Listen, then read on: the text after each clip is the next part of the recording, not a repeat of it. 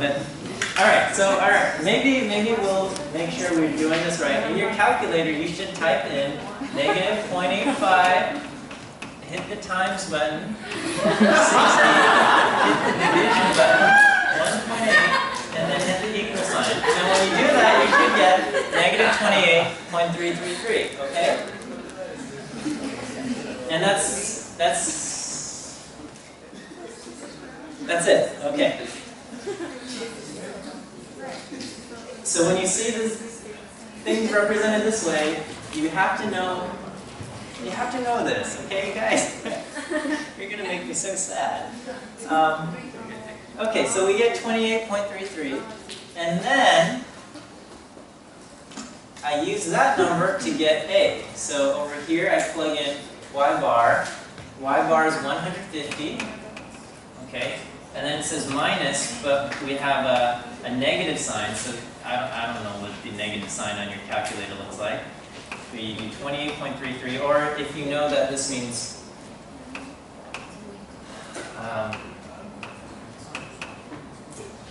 addition, then you do that, and you do 5, and you hit equals, and when you do that, you get 291.665. Okay.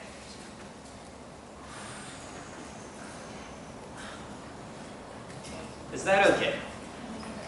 Yes. Okay. On my calculator, I thought it wasn't 65.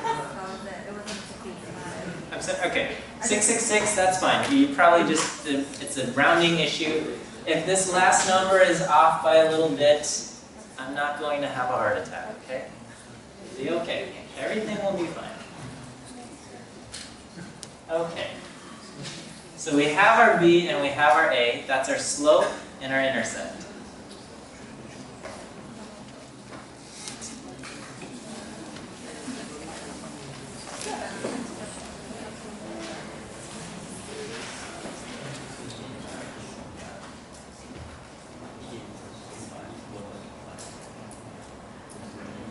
So our slope is equal to negative 28.33. Our intercept is equal to 291.665. And our regression equation, y hat, is equal to is equal to 291.665 minus 28.33x. Okay, where x is the gallons remaining,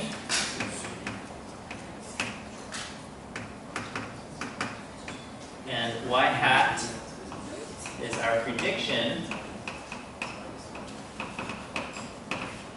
for distance traveled.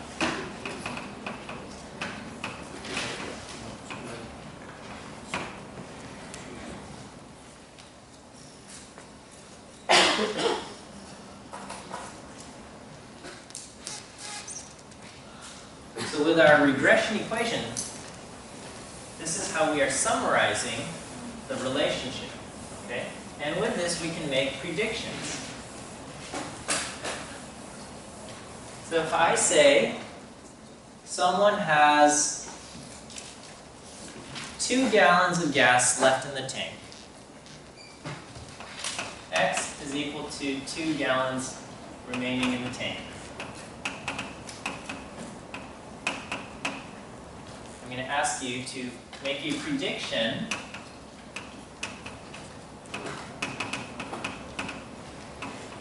for how far the person traveled.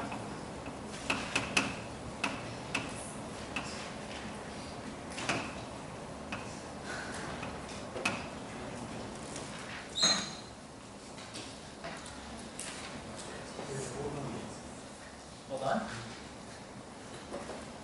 Okay. So at this point, I'm just going to take the number 2 and I'm going to plug it into my regression equation.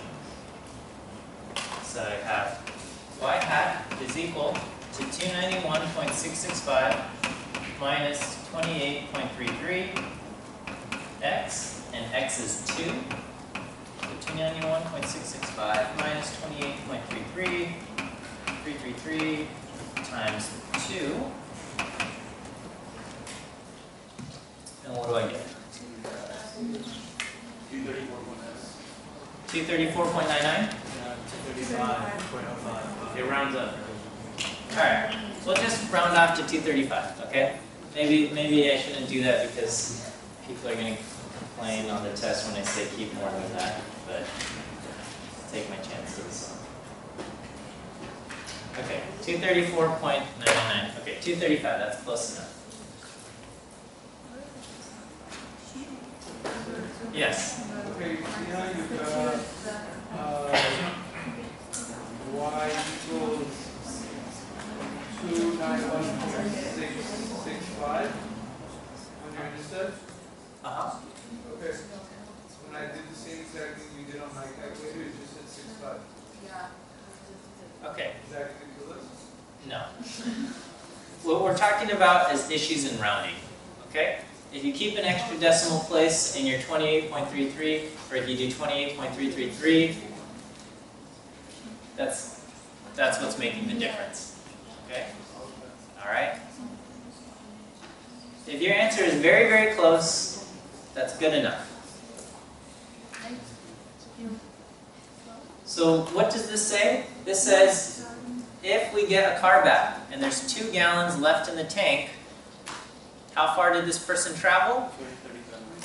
Okay, we don't know exactly how far the person traveled, but our prediction is that this person traveled 235 miles. Okay, so if a car has 2 gallons remaining, we predict the person traveled 235 miles. Is it possible that the person traveled less than that? Yes. Yeah, the person could have gone to the McDonald's drive-thru 30 times that weekend and idled the car, burned up a lot of gas, but did not travel very far. That's possible. Okay? It's also possible that the guy just spent the entire time cruising on the highway and traveled a lot more than that. But if we see a car with only 2 gallons remaining, our prediction is 235 miles. Yes? So on test and homework, do you want just the number or do you want us to write out the number? Okay, I guess it depends what I'm asking for on the test, okay? If I say, write out a sentence, then write out a sentence. If I say, what is the predicted number of mileage, just give me the predicted number of miles, okay? Yes? Sorry, but I don't understand why negative 28.333 turns into positive when you do the y hat 291.665 minus. Do you understand what I mean? The formula is actually plus, but you put minus. Okay, so I have y hat is equal to a plus bx. Is that correct? Yeah. And you're asking why it says negative? So my a, this is b and this is a. Is that okay? Okay. So I'm just plugging in what I have here. A is equal to 291.665, and I'm going to do plus bx. B is negative 28.33 times x. Is that okay? Okay. Alright, is it okay that because I'm saying plus and negative, I'm just turning it into a minus? Alright, and that happens every time when it's plus and negative. It could. That's That's just really confusing. okay. I'm sorry that it's confusing, okay? But going from adding a negative is equivalent to subtraction, okay? That's a basic rule of algebra and arithmetic, and you need to know this prior to entering this class, okay? So you have to be comfortable with seeing plus and negative means subtraction, okay? I'm not trying to be mean, but this is expected, okay? And I'm sorry that it's confusing to you, but when you signed up for this class, you said, or essentially you're saying that you have the prerequisite knowledge, and plus a negative meaning subtraction is part of that knowledge, okay? So if the car has 2 gallons remaining, we predict that the person traveled 235 miles. That's what we have going on here. Are there any issues with this sentence? Okay. So with this regression equation, we can make predictions based on how much gas is remaining in the tank. Okay, so if somebody has 9 gallons remaining in the tank, how far do we predict this person traveled? So if someone has 9 gallons remaining, okay, go ahead and make your prediction for how far this person traveled.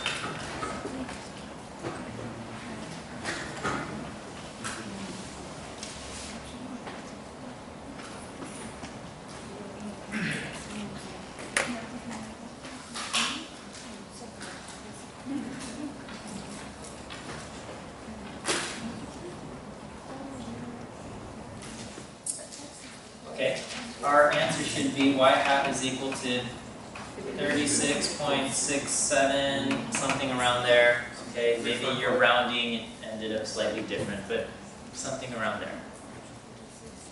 Is that what we got? Yeah. 36.68. Okay, that's close enough. Okay. 291.665 minus 28.333 times 9, and we get this, what, 68, or whatever, it doesn't matter, okay.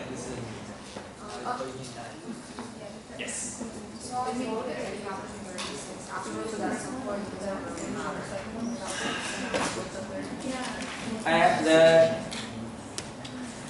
This is why it's important to show your work, okay? Because sometimes everything is close enough, okay? Sometimes you can do the wrong thing and get a close answer. So it's important to show your work so I can know that you knew what you were doing. Okay. All right. That seems okay. Let's talk about the interpretation of the slope. What number is our slope here? Our slope is equal to negative 28.333.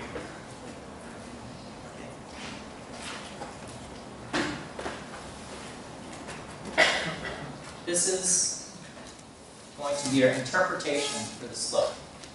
The interpretation for the slope is if x increases by 1, our prediction for y changes by the slope. So this is the generic interpretation.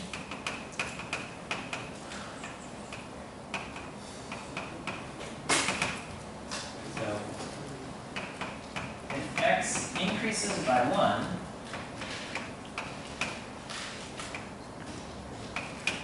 our prediction for y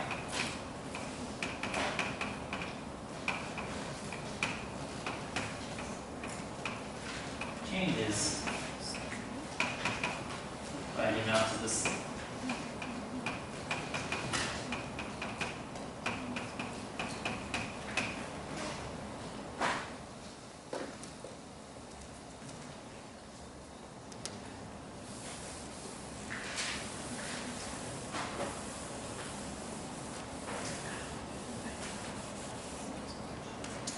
So, in the context of our problem, the interpretation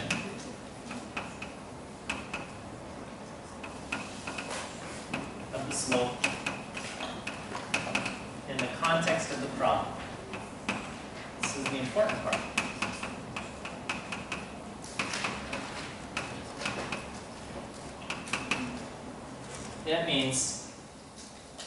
if the number of gallons left in the tank, which is X, if there's an extra gallon of gas left in the tank, our prediction for how far the person drove would go down by 28.33 miles. Let me write that up, and then I will just make sure we all understand.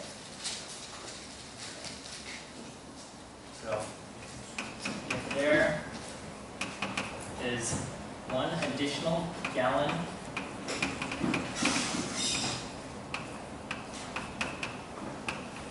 of gas in the tank,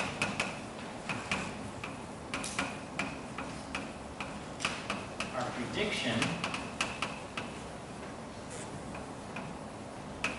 for how far the person traveled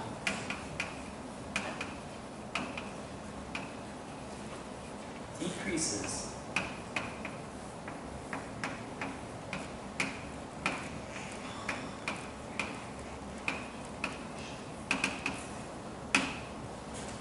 Decreases because it's a negative. because it's negative. That's correct. Otherwise it would be increased. Increases. That's correct. If the slope is positive, then we would say it increases.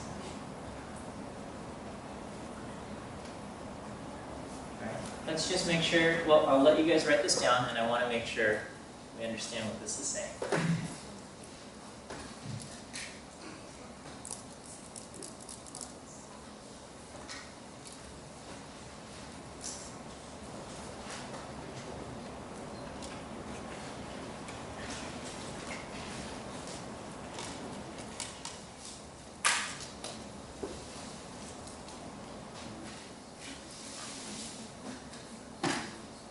Okay, are you guys mostly done writing? Almost. Almost. Okay, before we ask questions, let me just explain this. Okay, so think about what this says. It says if there's an additional gallon of gas in the tank, our prediction for how far the person traveled decreases by 28.333 miles. Okay, remember, what we're doing is we're looking at the tank of gas. We're seeing how much gas is in the tank, and we're saying, how far do you think the person drove?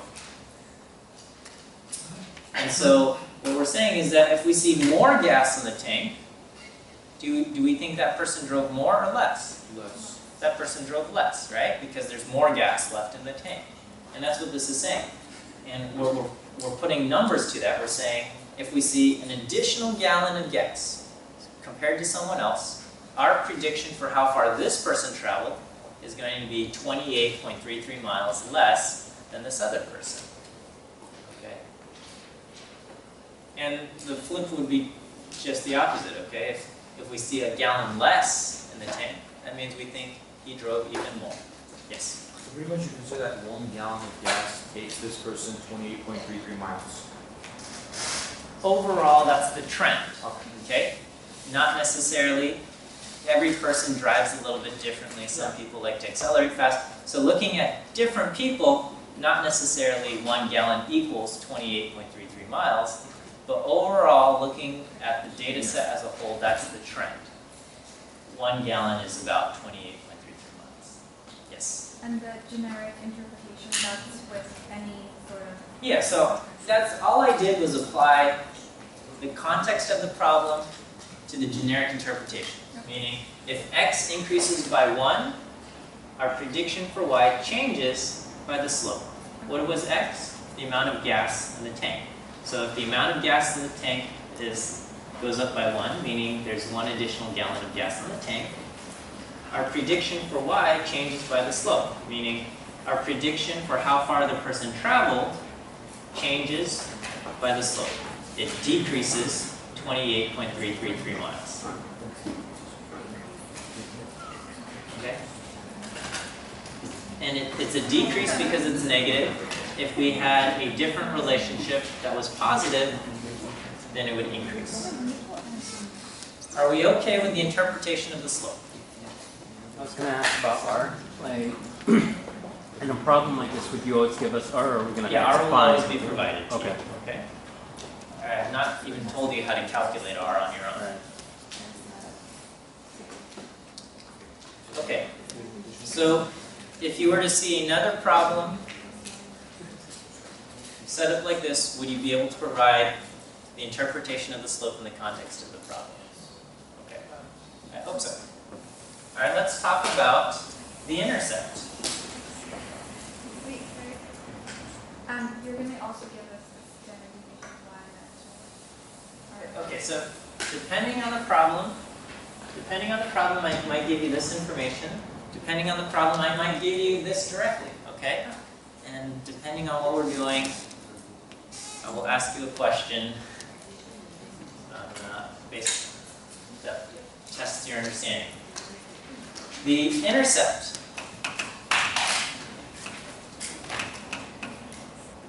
The intercept is 291.665. The generic interpretation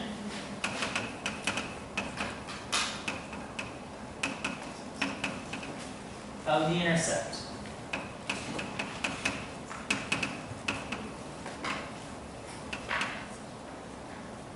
This is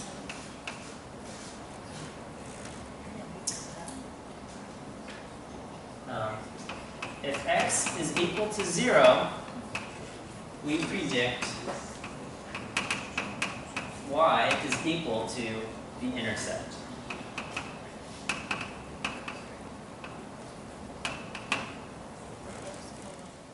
Okay?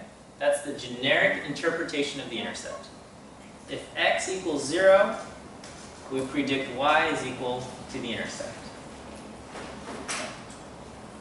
Okay? What is... we predict y, okay? So our prediction for y is y hat, okay? I could just say if x is 0, then y hat equals the intercept. That would be the same thing. Or I could say if x is 0, we predict y to be the intercept, okay? So y hat is our prediction for y.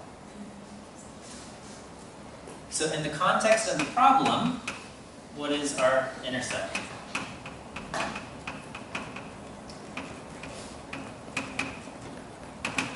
What do we say? We say,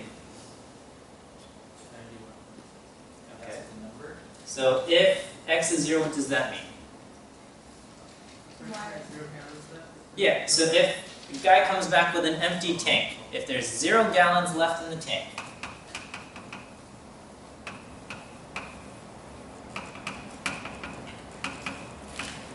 if there's 0 gallons left in the tank, then what? That means we predict he drove how far? 291.665 miles.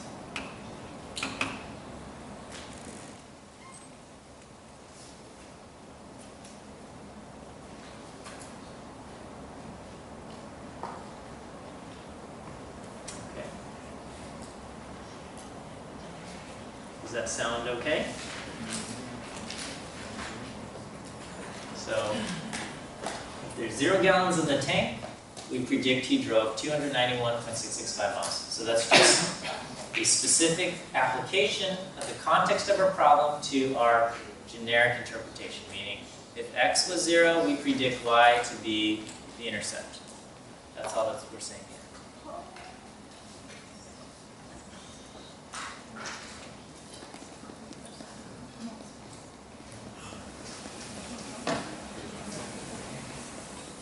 Let's talk about residuals. With that intercept, do you want us to plug into the formula? I'm sorry? Do you want us to plug in into the formula? Or we don't? There's nothing to plug into the formula. It's just- Well, I mean, you could plug in 0 into y hat equals this, and you'll get the intercept, okay? No, you just need to know the interpretation of the intercept. Is that if x is 0, our prediction for y is the intercept.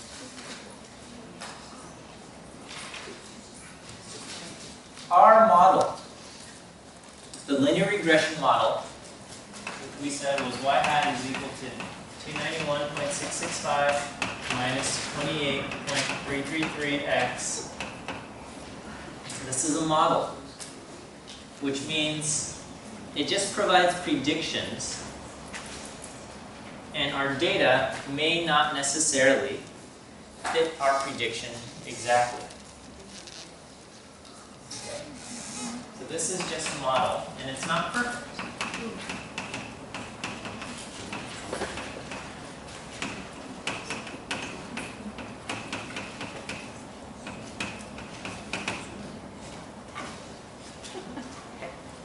So we might find a car.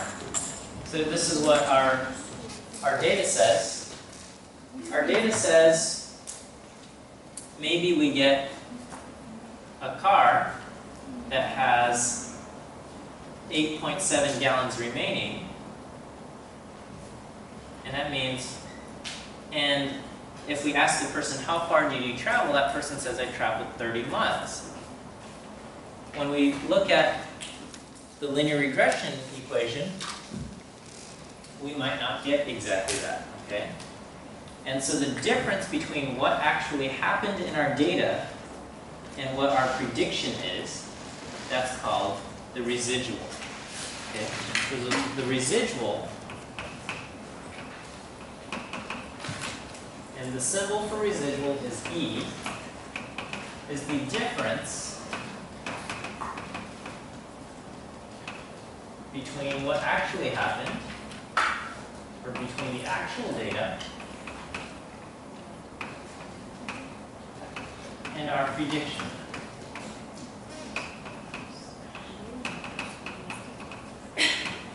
So, in our data set, we have one person. So, from our data, we have one person that traveled 30 miles, or it has 8.7 gallons left in the tank.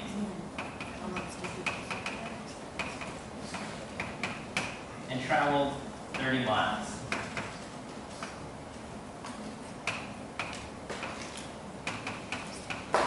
Okay. If someone has 8.7 gallons left in the tank, what would we predict for how far this person traveled?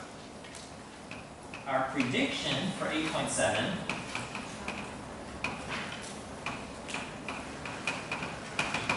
is, what is it? 45.19.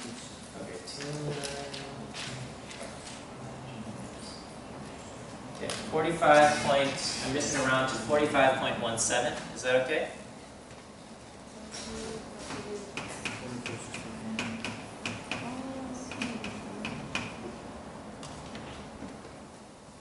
So somebody has 8.7 gallons left in the tank.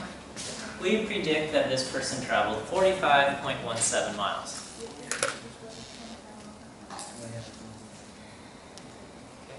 When we actually talk to the guy, and we say, how far did you travel? He says, I actually traveled 30 miles. So there's a difference between what actually happened and what we predicted. That difference is called the residual. So the residual is equal to the actual data point, actual value, minus the predicted value. So in our case, this person actually traveled only 30 miles, even though we predicted he traveled 45.17. So our residual in this case is equal to negative 15.17.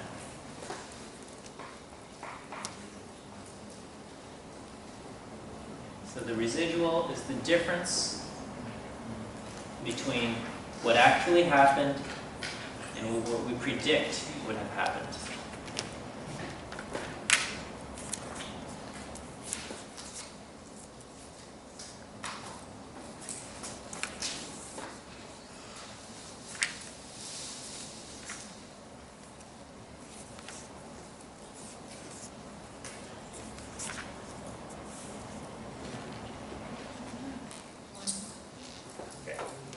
Yes. Are there cases where we'll have a positive residual? Yes.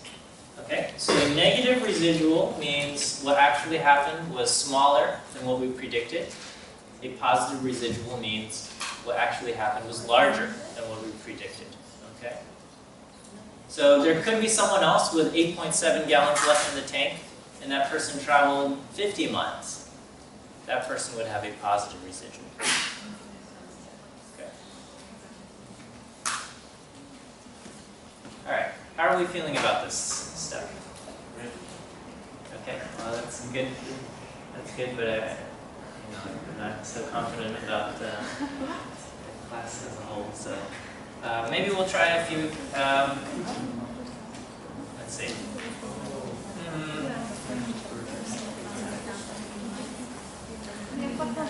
Okay, let me just write a couple more concepts up on the board,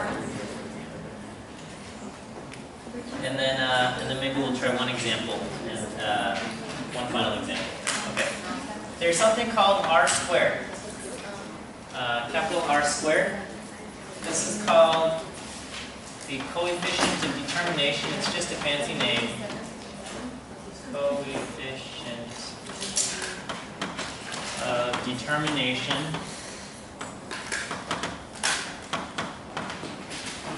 Okay. It just means how much of the variation is accounted for by the model.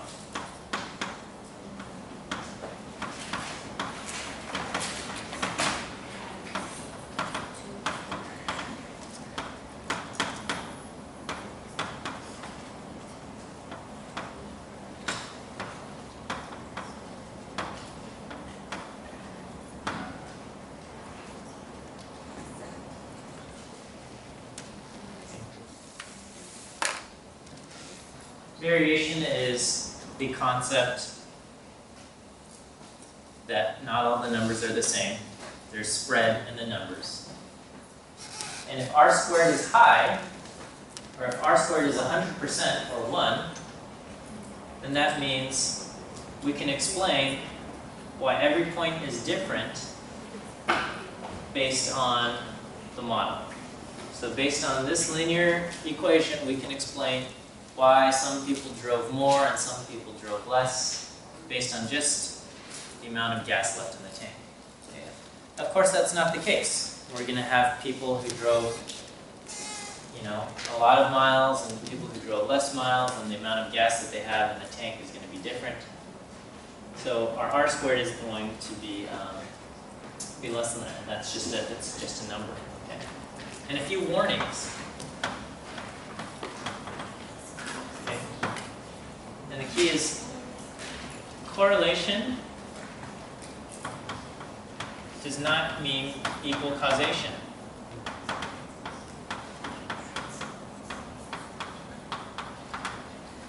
So if two things are trending together, that does not mean one causes the other. Correlation is not causation. Another warning. Do not apply linear regression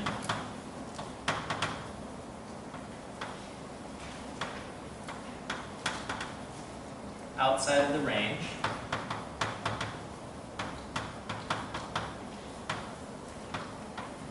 where you have gathered data.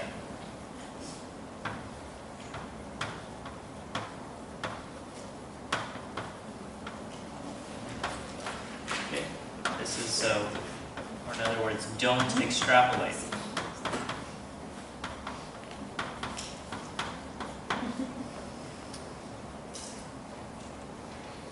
What I mean by that is, let's say you have gathered data on a young child. You say, we're going to compare the age of the child to this child's height. And every year you measure how tall this child is, and you compare it to age. So we have two numeric variables, age and height, and we're looking at the relationship. If you look at the relationship between age and height for the first 10 years, you might see that every single year, as the child gets older, maybe the child grows a couple inches. if you apply this, if you extrapolate, so let's say you collected data only for 10 years, if you extrapolate this, that means by age 60, you might predict that this person is going to be 20 feet tall. Okay, that would be incorrect, because what happens is people continue to grow throughout their childhood until they reach high school or a young adult, and people stop growing. So it would be wrong to continue that linear trend beyond where we've collected data. So because we don't necessarily know what happens in the future. Okay, and the last thing is beware of outliers, because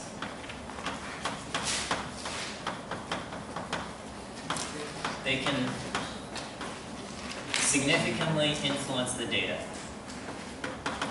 or significantly influence your regression, I should say.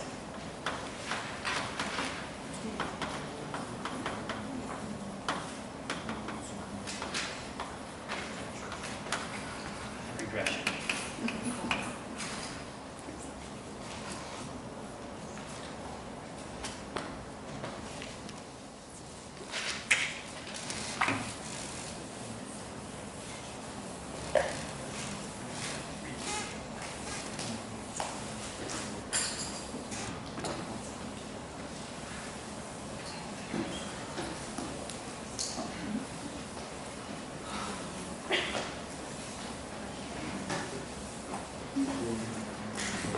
Alright, so with our last 5 minutes of class, we're going to do one more example on the interpretation of the slope and the intercept. I just want to make sure we understand what is going on. Okay?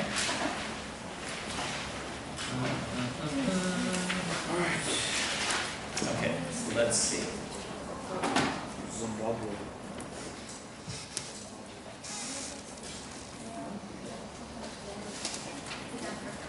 So our data, we are looking at the length of someone's hand and the length of their foot. Okay?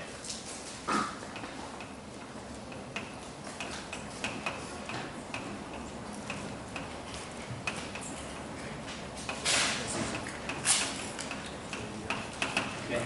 So what we're trying to do is, based on the length of the hand, we're going to measure how long their hand is. Based on what we see in the hand, we're trying to make a prediction for how long the foot is. So, hand length is equal to x, foot length is y.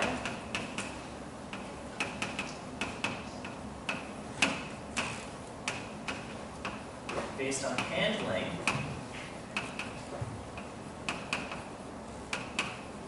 try to predict foot length.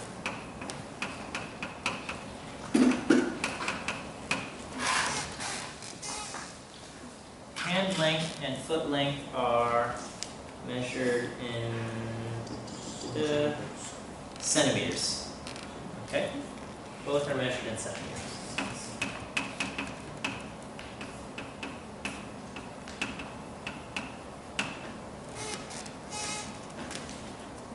So this is our equation.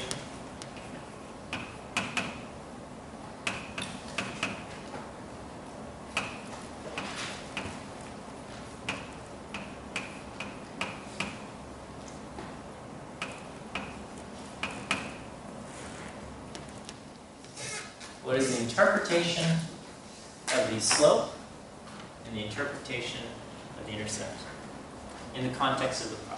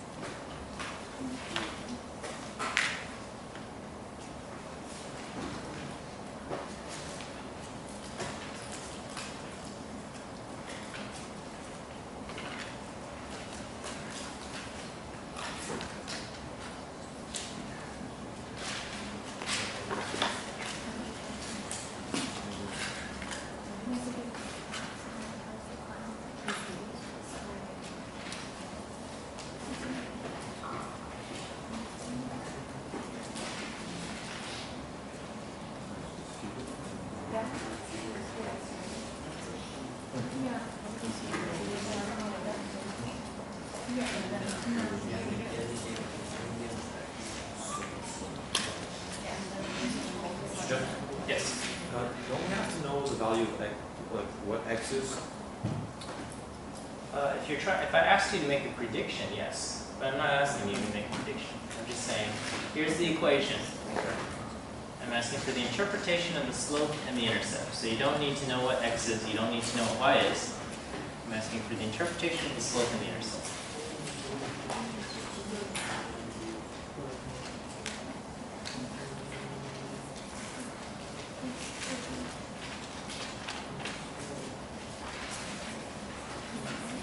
Okay, so a good place to start would be the generic interpretation for the slope and the generic interpretation for the intercept. What was the generic interpretation for the slope? Yeah. If slope is 0, then y equals intercept. No. That's the generic interpretation for the intercept, and that was if x is 0, Oh, okay. then y is the intercept. So the generic interpretation for the slope was that if x increases by 1, our prediction for y changes by the amount of the slope. So basically what we're seeing here, hand length is x and foot length is y. Based on someone's hand length, we're predicting how long their foot is. So in general, what would we say? People with larger hands would have larger feet, in general. Okay, that's what we would expect.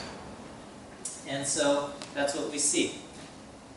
So we're saying if someone's hand, the length of the hand goes up by 1 centimeter,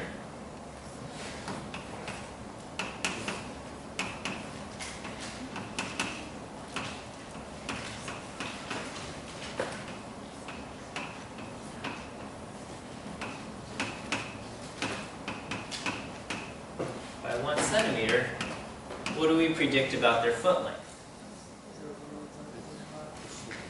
We predict the foot length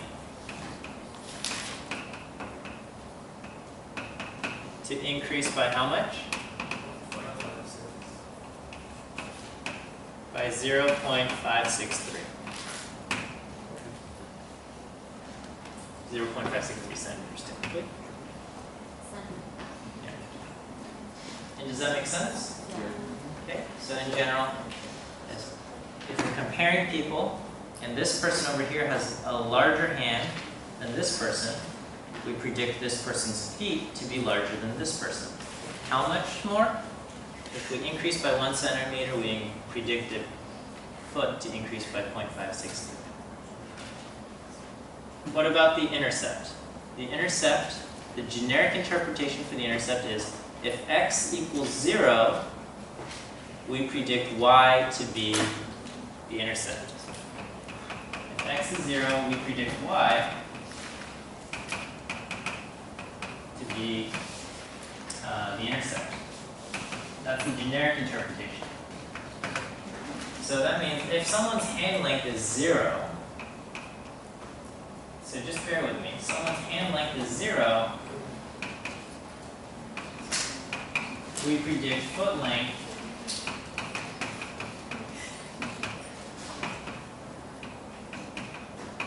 to be 15.81 centimeters. Now, does that make sense?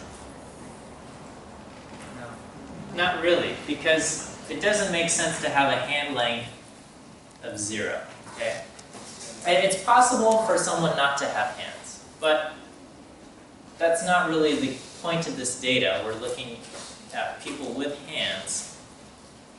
And so in this context, the intercept does not quite make sense because it does not really make sense to have x equals 0. So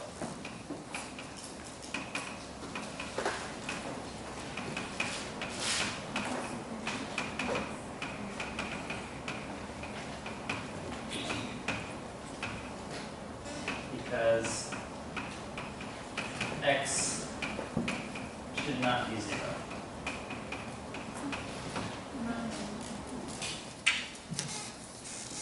Okay. we will end there.